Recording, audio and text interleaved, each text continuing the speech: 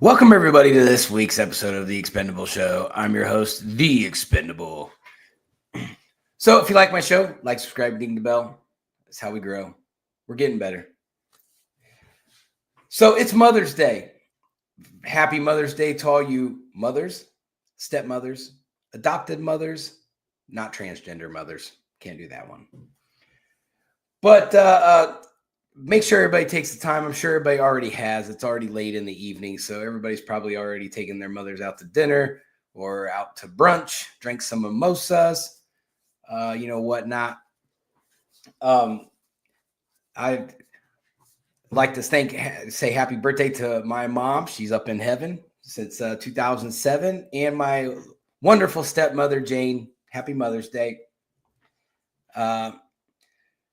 This week on the show, well, let's get with the statistics first. I don't want to jump ahead because I got some exciting things. Well, it's not super exciting, but it's exciting to me because I'm kind of a nerd about stuff.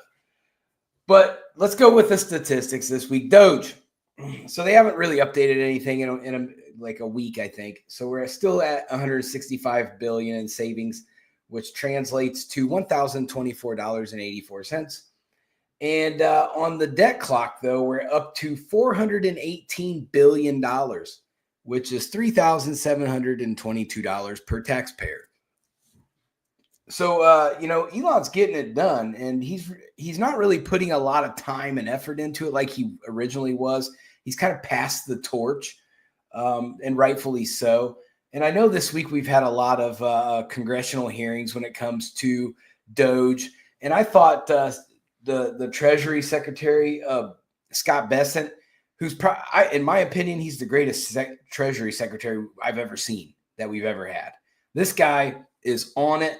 He knows what's going on. He follows Trump's plan, and then he's making it work. He's the one who's facilitating it and making it work. So I really, really enjoy Scott Bessent, who also is the highest ranked gay person ever in government. And I mean, outingly gay person. We all know about Obama and Big Mike, but Scott Bessent is phenomenal at his job. I honestly don't think we've ever seen a Secretary of Treasury that's this good. Then he went in front of committees last week and just tore them to pieces. They were trying to trap him on Doge having access as private people, and he said, no, that is not the case. There are no Doge employees. They are Treasury employees. So I thought he did a really good job of deflecting that and kind of outing the left's questioning as they were trying to, say that the Doge auditors is what I'll call them are just kind of rogue contractors, and that's not the case. They are Treasury employees, as Scott Bessent said. So I thought he did a good job and kind of set the record straight online. And of course, they're not going to play that on liberal media, so that way everybody can see that, what came from the horse's mouth. Instead, they're going to keep spinning this narrative that Elon's just rogue and he's got all these teenage kids in there just hacking everybody's information, which is as far from the truth as possible. So let's look at eggs. Eggs, in 2024, we averaged $4.15. Today, we are at $3.36. Gas, 2024 was $3.30. We are down to $3.14. Trump's approval rating is virtually around the same as what it was last week. So we were seeing like a little bit of a decline here and there, but now he's kind of flattened out.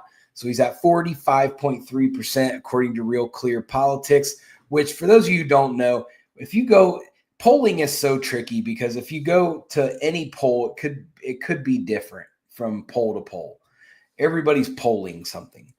That's why I use Real Clear Politics, because they take all of those polls and average them together, and that's where I get 45.3. So I think it's a better, overall ballpark so we can kind of gauge what all the polls are saying on an average. I would say it's probably as accurate as you can get. So the Dow closed on Friday at 41,249. So we're still above the 41,000 mark. I still expect as we see what we're going to talk about next in the next segment is that the trade deals are starting to bear fruit. So England was first. So I expect to see a Dow reaction to that in the positive, because the deal has a lot of key benefits that we're going to talk about right now. So the UK-US deal, it was announced on May 8th. It aims to enhance trade relations by providing unprecedented marketed success, reducing tariffs, bolstering economic cooperation between the two nations. This is a good thing because England doesn't really make a lot of stuff. They depend on imports. So for us to export to England is good. It's good for us. We make money off that. So here's some of the key features of that deal. So market access. The deal significantly increases access for American exports to the United Kingdom, particularly in agriculture, with a projected $5 billion opportunity for U.S. farmers, ranchers, and producers. This includes increased exports of beef, ethanol, and other agriculture products. So there you go. Already, trade deal number one benefits the agriculture community. It benefits farmers. It benefits small farmers. So I like that already. I come from a community full of farmers, so I have a soft spot in my heart for farmers. So the very first key of this deal benefits American farmers. I'm all for it. Good job, Trump. So the second one, tariff reductions. The agreement maintains a reciprocal tariff rate of 10% on certain goods while also establishing a quota for UK car manufacturers, allowing the first 100,000 vehicles imported into the U.S. to be subject to this rate. Any additional vehicles will incur a 25% tariff. So I like that. So what that means is across the board, we will see a reciprocal tariff. England will have 10%. We will have 10%. That's more than fair. That's fair trade. Okay. So a lot of what these Democrats are trying to tell you that Trump's tariffs, blah, blah, blah, they're not fair. Okay. Well, they aren't. However, Trump wouldn't have had to do it if the other countries weren't unfairly tariffing us. So this levels that back out. 10% is fair on both sides. So if you send something here, it's 10%. They send something here, it's 10%. Boom, regardless. Now, the only stipulation is UK car manufacturers. I'm not real sure. I didn't really look up the statistics to find out how much UK manufacturing goes on of the auto industry. But if there is, the first 100,000 vehicles imported in the U.S. are subject to the 10%. However, after that, it goes up to 25%. So that's a good deal. You know, either England will stick to that 100,000 mark and they'll stop trying to ship them over here after that, which I doubt they do. They'll eat the tariff because they're going to want to, increase their car sales. So the next one, point 3, removal of steel and aluminum tariffs. Okay, so this is a big deal as well. And the deal eliminates the 25% tariff previously imposed on UK steel and aluminum, providing significant relief to these industries which were facing severe economic challenges. So they were getting hurt by the 25% Trump put on their steel and aluminum. And so now they've eliminated that tariff and we're at the 10% reciprocal. So this is going to revitalize England's economy when it comes to minerals and the steel and aluminum industry. So they've got to be happy about that. That gives them a good market to shop their materials. Number 4, enhanced cooperation. The agreement includes commitments to work together on issues related to intellectual property, labor standards, and environmental protections, ensuring that both countries benefit high standards and trade practices. So that's good. That basically is Trump's promise and Keir Starmer's promise that, hey, let's keep positive negotiations, keep positive talk, and we can continue to benefit each other. That's how trade's supposed to work. So Trump's tariffs on England, 100% success. It accomplished exactly what it was supposed to. And it's funny because the CEO of JP Morgan is now, at first, when the tariffs hit, he was like, oh, this is going to destroy our economy. And now all of a sudden this week he put out a statement and said, oh, now that I see what Trump's doing, this is a great idea. This is going to work.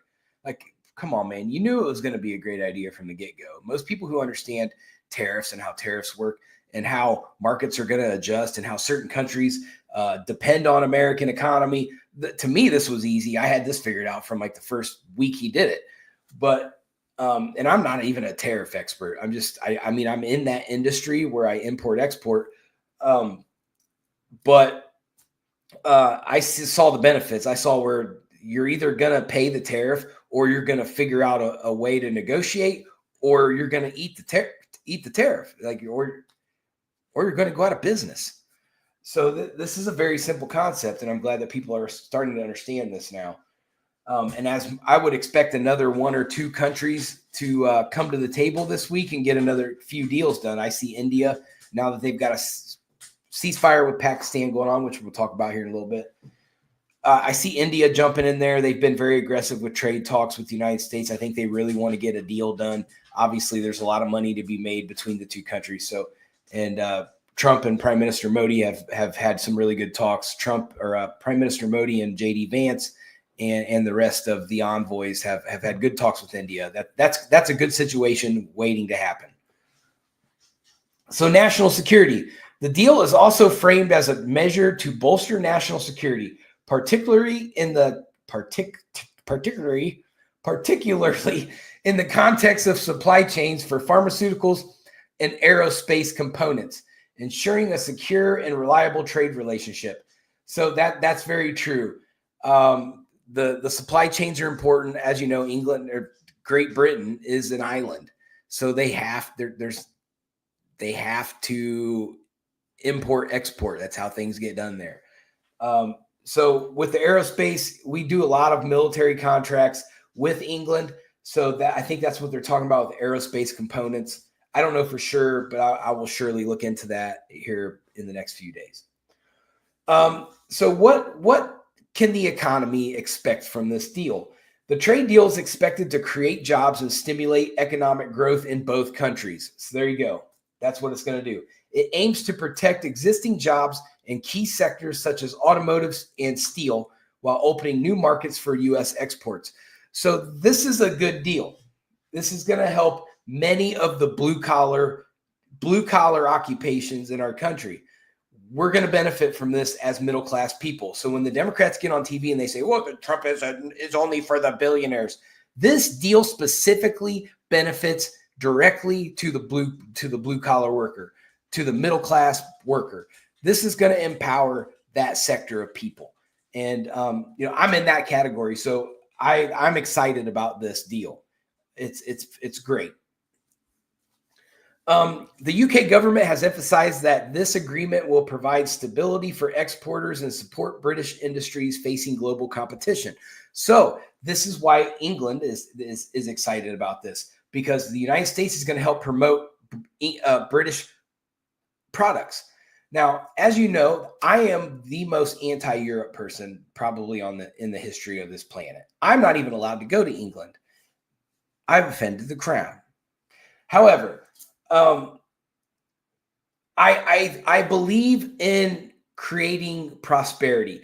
I believe that if Trump takes over control, decision-making control, which he has in this trade deal, they caved and came to him and caved. So I see Trump is now in control over the establishment. And I think that's what he wanted to do. He wanted to crumble the establishment and take it over. So now, yeah, when you get Bernie Sanders and AOC up there saying, they're anti-oligarchy, so that's true. I'm actually going to agree with them on that. However, they're looking at it wrong. So the oligarchy that has been running the country, that has been running the world, that has been oppressing people and holding people back and starting endless wars and conflicts over greed, has been toppled. That's what Bernie Sanders and AOC should be fighting against, that oligarchy. Now, yes, Trump is going to come in and he's going to say, times have changed. It's Trump time. Now, this world, from the beginning of time, has been run by oligarchy and regime change. That's how humanity is. So, yes, there is a new ruling party in the world, and it's Trump. So you're seeing England resist the resistance. They finally have come forward and said, okay, Trump, you win. You've proven that you have the biggest stick on the planet and you're not afraid to use it. And you are, if we don't work with you, you are going to crumble our economy here in England. So this is basically what has happened. You think Keir Starmer does not like Donald Trump. However, he likes to be prime minister more. And if you destroy the British economy, you're not going to be prime minister very long. So the conclusion of this, the US-UK trade deal represents a significant step in the strengthening of economic ties between the two nations, with a focus on mutual benefits, job creation, and enhanced market access. Both countries navigate the complexities of global trade. This agreement is seen as a foundation element for future economic cooperation. I highly agree with that. So this is deal one, and it's already phenomenal. It's already blue collar worker oriented. Even in England, this is going to benefit the blue collar worker in England. They desperately need some positive support coming from the middle class of England. They've been struggling. They've been attacked. It's time for them to get their get backs. So this is going to help that sector of people in both countries. Now, we're going to do a little update on the India-Pakistan war conflict. I don't know if you want to call it a war, but they've been going back and forth because they've been fighting over Kashmir. And, it's basically, it's India controlled, but there's a lot of Pakistani people in that region. So, and they believe that it's kind of the same concept as how Israel is with the Palestinians. They've been arguing over this little section of land for a long time. So let's talk about what's going on now. So as we know, or don't, if you don't know, or you're going to know, there was a major shooting by a Pakistani militant in Kashmir, and it killed a lot of people. And so India did some investigating. They found out that this guy was part of a Pakistani militant group, and that militant group was linked to the Pakistani government. So basically, they blame this on Pakistan's government. So India launched missiles at 9 sites where terrorist attacks against India have been planned. India just started not playing right off the bat. They started blowing stuff up. So Pakistan's military reported that the strikes killed at least 26 people, including women and children, and claimed the strikes amounted to an act of war. So we saw the escalation. So Pakistan had this event where they killed some people. India retaliated highly aggressively. And so Pakistan saw this as an act of war.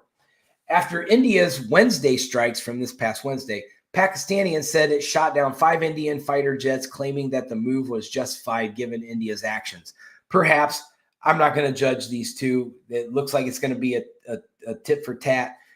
So now, Pakistan's responded. Now, keep in mind that both of these countries are nuclear powers. They both have that capability, and hopefully it doesn't get to that. So let's see what else happens.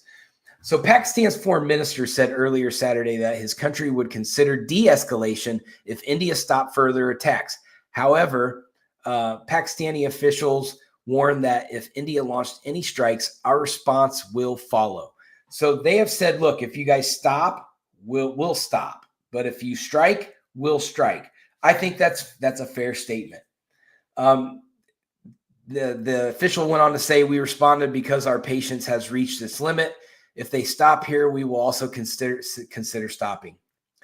India made a statement, said it targeted Pakistani air bases early Saturday after Islamabad fired several high-speed missiles at military and civilian infrastructure in the country's Punjab state. Pakistan said it has intercepted most missiles and responded with retaliatory strikes on India.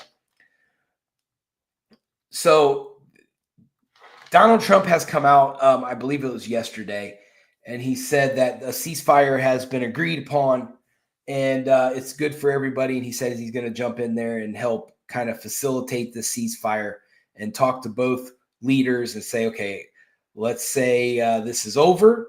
Like, you blew up some stuff, you blew up some stuff. So let's just go back upon, go about our business and say it's good. Shake hands, you go over there, you go over there. So I think that's going to be a successful thing, because I think both leaders realize that, for one, nobody's going to step in this conflict. Everybody's going to say, well, we all do business with both countries, so we can't really jump in there and do too much without, pissing off the other one. So everybody's going to take their hands off of that situation and just let it play out. So it's good that both countries decided amongst themselves to say, hey, let's do a ceasefire and let's see if we can work this out. And then Trump said, okay, let's go in here now that you guys aren't trying to kill each other. Let's talk about it. Let's work this out and prevent it from happening in the future. So this is Trump and some the brighter heads that are going to prevail. They're going to sit down. They're going to work this out, I think, and we probably won't see anything else happen out of it, hopefully. Because a lot of this has to do with, just like everything else, it has to do with, this religion doesn't like this religion. So you have the Muslims and the Hindus, they aren't really liking each other. So, I get that. And India has that issue in their country where politically they're divided like that. So you have the Hindus and the Muslims of Indian origin. So it's a whole thing over there. I don't know who's right or who's wrong, but it does seem like in certain parts of like Bangladesh, there's a lot of like rioting and protesting that always ends up getting out of hand. And then Modi has to send people in to clear that out. So I'll keep you updated. Hopefully nothing else happens out of that. Hopefully it's the last time we talk about Pakistan and India. I know people in both countries, if those of you who follow me, you'll know that. So I don't want to see this escalate, because I've seen good people on both sides. So, everybody just, one of my friends actually was showing me some videos of some of the attacks on the Pakistan side, and it's pretty gnarly, man. Like, I wouldn't want to go through that kind of war. And I wouldn't want, on the India side either. A lot of innocent people are going to get killed, and both countries are very heavily populated. As you know, everybody knows India is one of the most highly populated countries in the world, and Pakistan is not far behind. They are very heavily populated, more than what you would think. So next on the agenda, we have the liberals in their insurrection on ICE detention center. So led by the most courageous mayor I've ever seen, Newark Mayor Ras Baraka.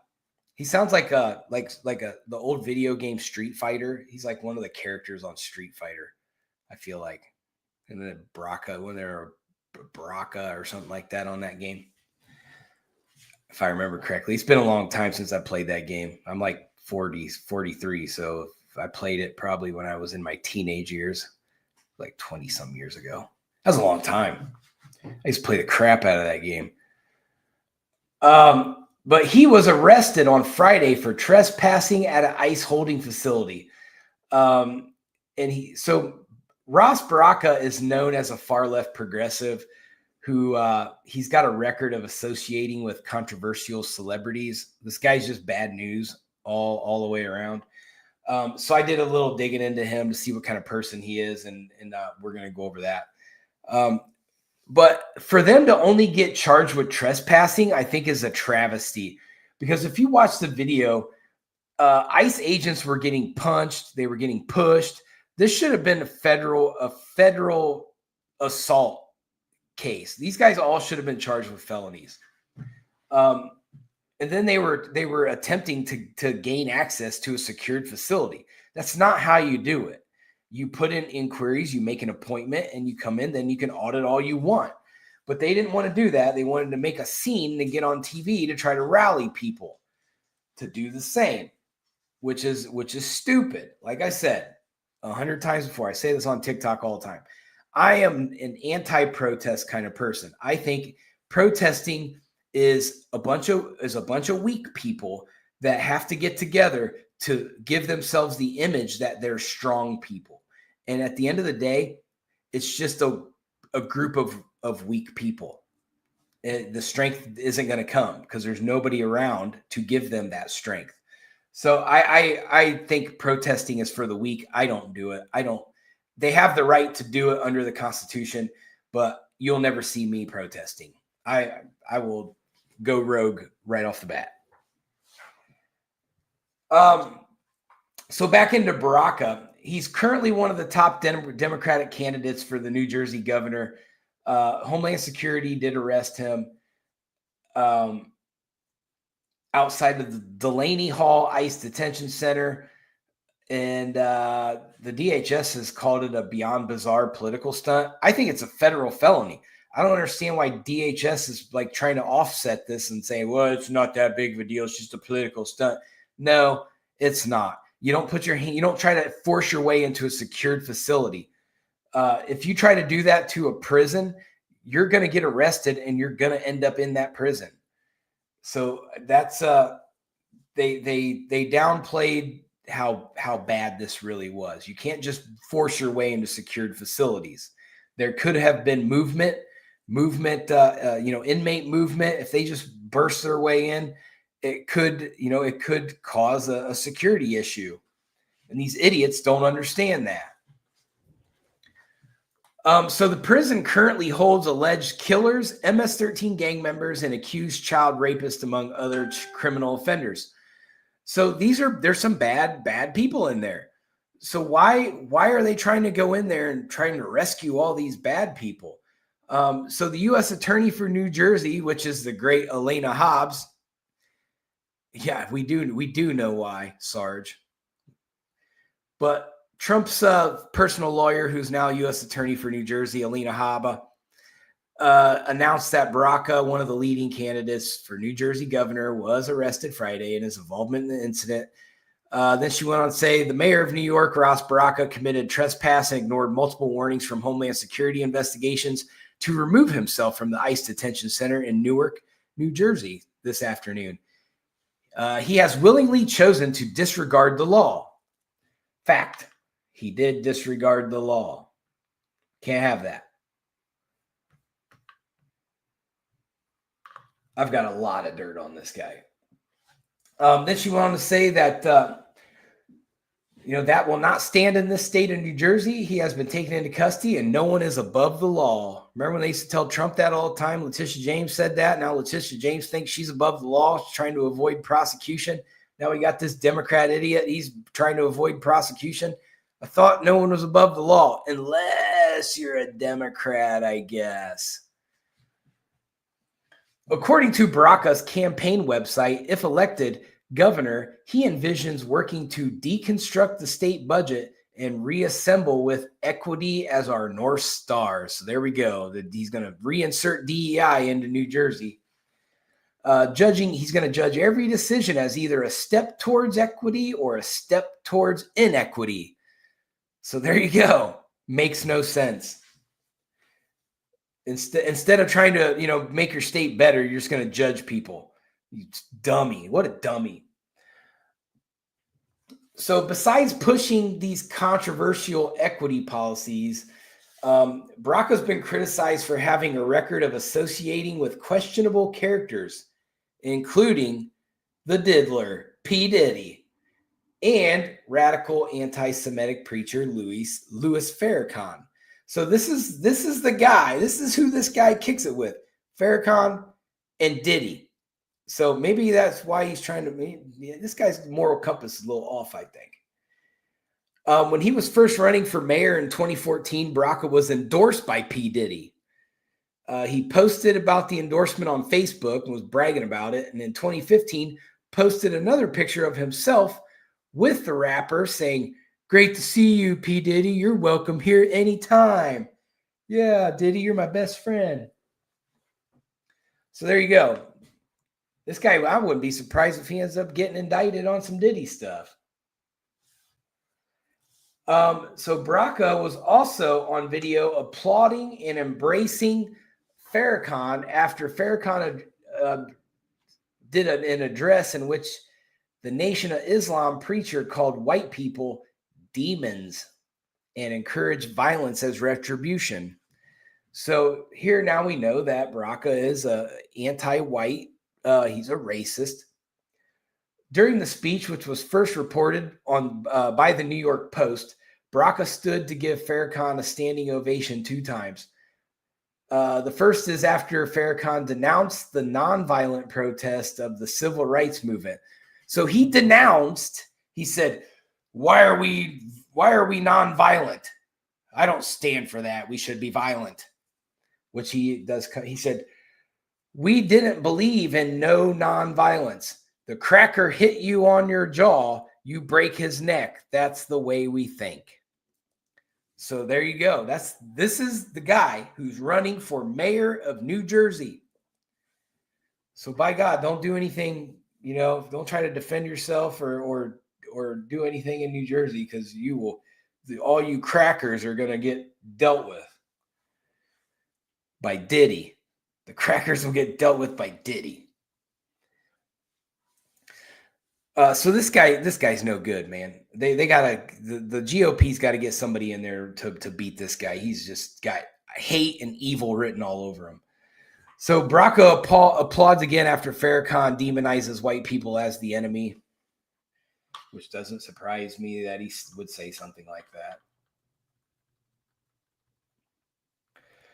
So DHS spokesman Tricia McLaughlin told Fox News that Representative Bob Menendez, how's this guy still?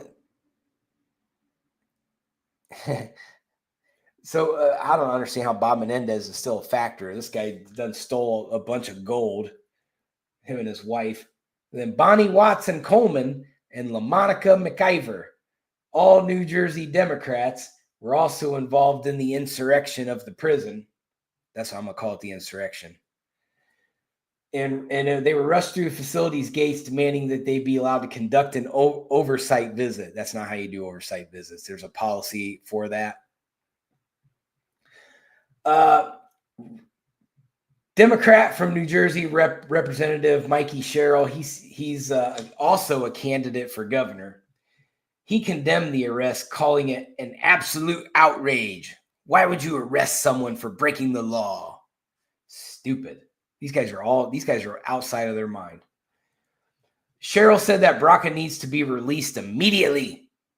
There's no consequences for this guy ever. Another Democratic gubernatorial candidate, Stephen Fulop, who's the mayor of Jersey City, condemned the arrest, saying, we're watching lines get crossed in real time. This is a dangerous precedent. Well, if you don't want to get arrested, don't try to gain entry to a federal detention center, you idiots. This isn't rocket science. So GOP candidate for New Jersey governor, Jack Ciattarelli, forget about it. He called Baraka's actions a cheap publicity stunt. Still, they need to use bigger words, because it's not a publicity stunt. It was, but it escalated from there. This is a felony attempt to gain access to a secured facility, and felonious assault on federal law enforcement. In Newark, the airport is in the midst of an unprecedented and dangerous meltdown, which is true. There's Secretary of Transportation Sean Duffy. He is working tirelessly. This is in New Jersey, Sarge. Newark, New Jersey. So Sean Duffy's working tirelessly because he's discovered that the technology at the airport in Newark is completely obsolete by 30 years. And he is working to try to get that upgraded so that way they can have a properly functioning airport there, because they've had all kinds of flight issues there recently. But they're having these meltdowns about illegal immigrants, but in New Jersey, we've got all these other problems that benefit the taxpayers of New Jersey, and it's causing them problems.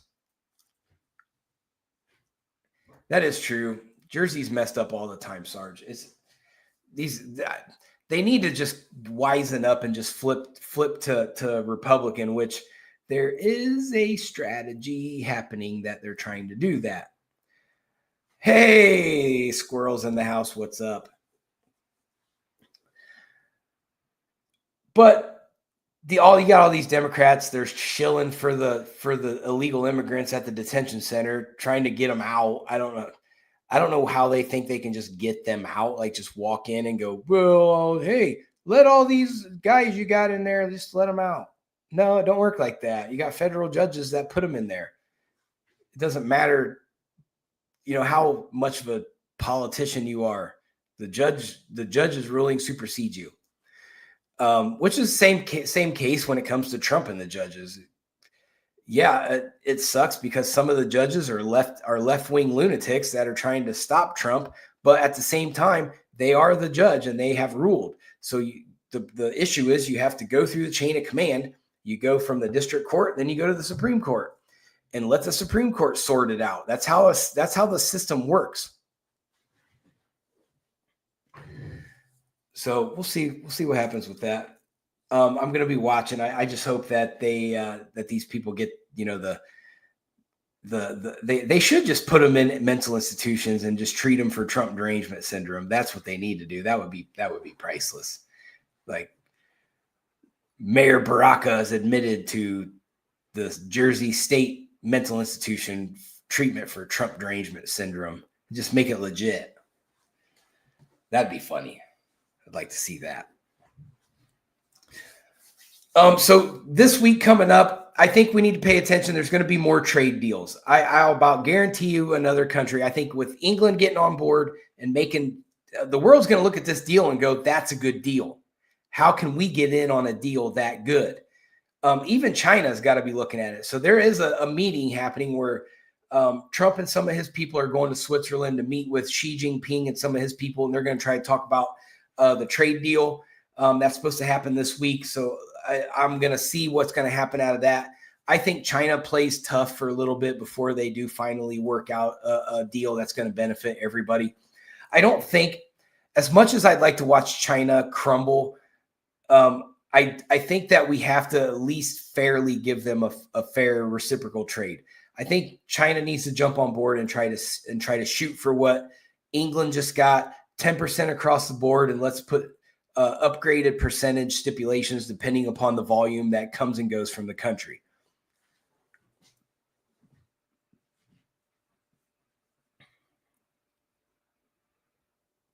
Yeah, I mean, it's like what Scott Bessett's been saying and Howard Lutnick. They've been working on these deals. They've been in talks. So Sergeant, yeah, these deals have been getting worked on. It's just a matter of getting, England's the first one that finalized. So they are, I believe what you say right there, that they are going to start coming fast now. We're going to probably see several this week, even more next week. All these countries are going to start getting their trade deals put in place, which if this happens, and it will, it's now that it's started, it's going to be a domino effect. But it's going to be the greatest financial reset in history. Every country is going to benefit from this. It's going to decrease tensions on certain markets. You're going to see a lot of good things come out of this. And it's sad that a lot of people in the country didn't have trust in this, which I get it. A lot of people don't like Donald Trump, but the core of this is, as this starts to work itself out and it starts to look how it's going to look, a lot of people need to give Donald Trump his due on this. because this is the single most greatest trade deal, economic reset that this world has ever seen. And when this is all said and done, we may all be sitting on golden toilets, just saying. I mean, it's not going to be that extreme, but we're going to see that financial, that choking that we've been getting for the last 4 years is going to lift. We're going to see manufacturing come back here and thrive. And, you know, I would like to see a college education be worth something. A lot of kids don't go into the field that their education is on. And you know, so one of the things they need to do is I'd like to see Trump lower the price of education. They've let the colleges price gouge taxpayers and price gouge the federal government and price gouge the students and price gouge the students' parents. These are all things we need to correct. We need to also put more value into trade schools, because we need HVAC technicians, we need plumbers, we need electricians, we need crane operators, we need all these things. Because if we're going to continue to build, then we're going to need all these people. And those jobs are good, blue-collar, middle-class jobs that pay really well. You can take care of your family very well on those jobs. I would like to push more towards that direction. When I was in high school, I believed in, you know, that college is the way. But I didn't put a lot of thought into the trade schools. But now that I've grown up and I've kind of looked at things, I'm like, wow, the value of college compared to what you pay for it, it doesn't seem like, why should I reap the benefits 30 years after I graduate college when I get done paying all these ridiculous student loans? Because college is overpriced. When you can go to trade school, you can go to trade school for a year, pay $5,000, and you're done. And you just reap the benefits for the rest of your life. You don't have to wait 30 years to be debt-free from your education. You're debt-free after the first year. So you can go into your sector and start building your wealth, which is great. And your experience and your expertise. It's just a better deal. Sarge, that's a good point. So this is an argument I got into with this unfortunate woman from the Philippines. So I was talking to this lady, and she was trying to sell me on how great AI is. So, and I brought up the good point because I am an anti-AI person. I mean, I don't mind AI, but what I do have a problem with is solely relying on AI to run our world. I don't like that idea, because what's going to happen is what Sarge just said. It's going to destroy manual labor, because no one's going to want to go to work. Now, maybe we don't need it. Maybe AI creates a society where nobody needs to go to work anymore. We don't need teachers anymore because AI will teach. We don't need workers because everything will be robotic. What that does is it takes our pride away. People pride themselves in this country off of hard work. I do. I feel good, like how hard I've worked in life to get where I'm at. And a lot of other people out there are like that.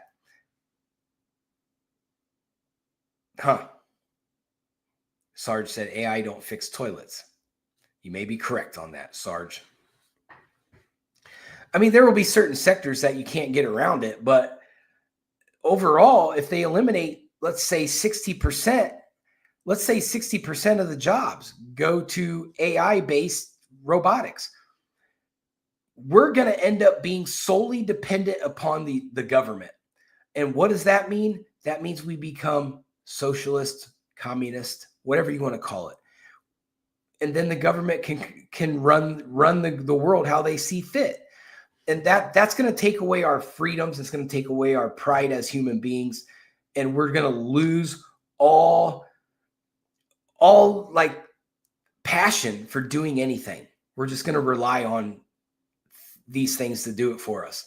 So I'm not solely 100% sold on AI. I've been very vocal about it.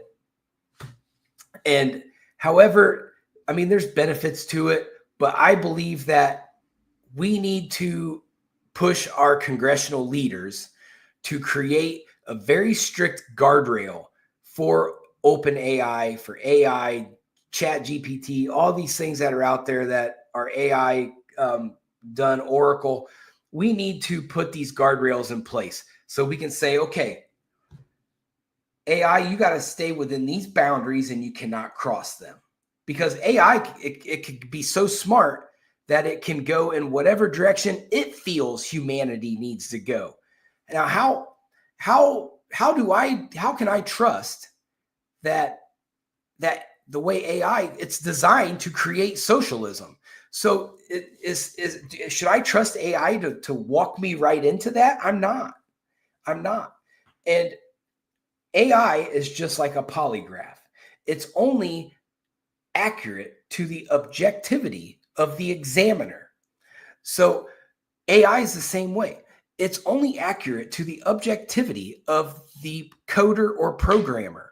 So if the coder or programmer has a certain way of thinking, the AI is going to slightly veer that way. And all it takes in the algorithm is just one simple suggestion that puts it just even slightly off the middle, and the AI will veer itself over there. So do I trust it? No. Do they want me to think that, the system is going to be fair and balanced? No. You still have programmers that program things. So I'm not sold on it. You're never going to sell me that AI is a great idea.